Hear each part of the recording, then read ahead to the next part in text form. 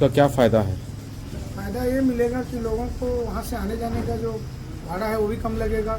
नज़दीक में होने से लोगों की सुविधाएं बढ़ेगी और खाद बीज के लिए भटकना नहीं पड़ेगा। और किसानों की जो भीड़ लगातार ज़्यादा संख्या में गांव रहती तो लोग को भीड़ का सामना करना पड़ता है। कितने गांव कवर हो रहे हैं? इसमें मेरे ख्याल से 6 गांव कवर हो रहे हैं 6 गांव का। और पहले उसमें 17 या 16 गांव था सोमनी सोसाइटी में।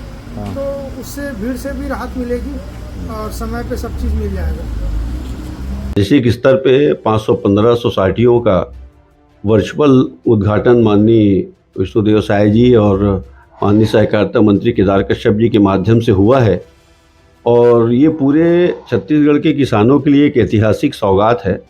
लगातार किसान इस बात को लेकर के परेशान थे और शासन से मांग कर रहे थे कि हमको बहुत दूर दूर सोसाइटियों में धान खरीदी के लिए, खाद के लिए, बीज के लिए जाना पड़ता है, केसीसी के लिए जाना पड़ता है। तो सोसाइटियों का बहुत पुराना विभाजन है, उसको फिर से किया जाए।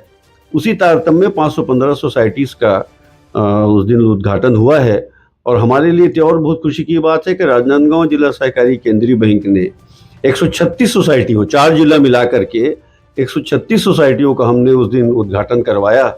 कवर्धा में 48, खैरागढ़ में 26, राजनांदगांव में 43 और मानपुर मोहल्ला में 19 सोसाइटियों का लोकार्पण उस दिन उद्घाटन हुआ है। और माननीय डॉक्टर रमन सिंह जी के आशीर्वाद से ये पूरा जो पुरानी उनकी सोच को ही आधार लेकर के और उनके निर्देश पे हमने ये चारों जिले में और खासकर किसानों को ध्यान में रख के ये निर्णय हुआ और मुझको पूरा भरोसा है और किसान बहुत खुश हैं। हमने राजनांदगांव जिले का उद्घाटन माननीय डॉक्टर रमन सिंह जी से वर्चुअली अंजोरा में करवाया, किसानों से बातचीत भी करवाई, उनका इंटरेक्शन भी करवाया। किसानों ने उनको हृदय से धन्यवाद दिया है। वर्तमान में यहाँ मनकी समिति के अंतर्गत 600 किसानों को लाभ मिलेगा और किसानों के लिए खुशखबरी की बात यह है कि सोमनी जो जाना पड़ता था अब वो उनका जो भी कार्य है यही मनकी समिति में होगा। पैसा भी यहीं से निकलेगा चाहिए? जी जी, वर्तमान में सभी कार्य यही मनकी से संपादित होगा। नाम बताइए। मुकेश साहू, समिति प्रबंधक।